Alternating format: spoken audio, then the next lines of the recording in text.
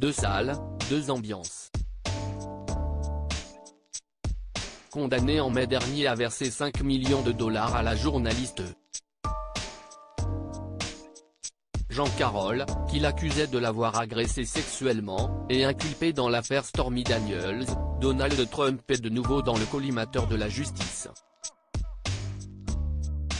Le prédécesseur de Joe Biden est désormais visé par 37 chefs d'inculpation, notamment pour rétention d'informations portant sur la sécurité nationale et entrave à la justice dans l'affaire des archives de la Maison-Blanche, d'après l'acte d'accusation rédigé par le procureur spécial Jack Smith rendu public début juin.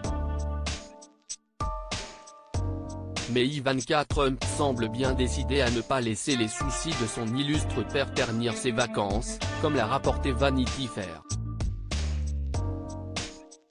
C'est dans le fief de la fête espagnole, Ibiza, que l'épouse de Jared Kushner a décidé de poser ses valises en ce début de saison estivale.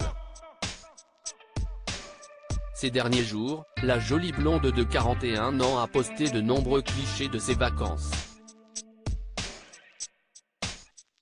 Après s'être affichée en tenue de surf au Costa Rica, planche à la main, la maman d'Arabella Rose, 2012, de Joseph Frédéric, 2014, et de Theodore James, 2016, a donc donné un aperçu, à voir ici, à ses abonnés de son séjour sur l'île réputée pour accueillir les noctambules en quête de soirées animées.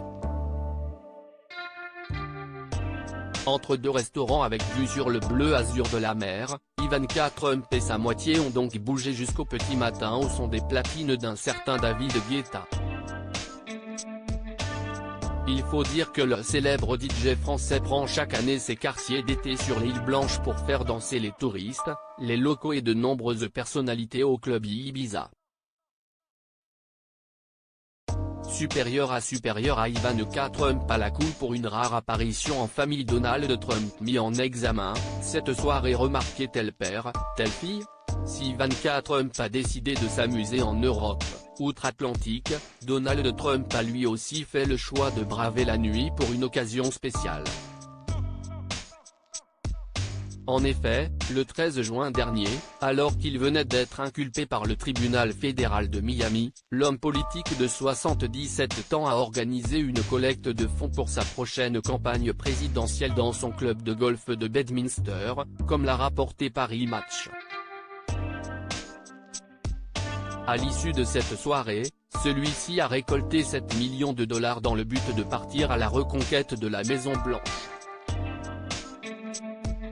Article écrit en collaboration avec 6 médias Crédit Photo, Backgrid USA.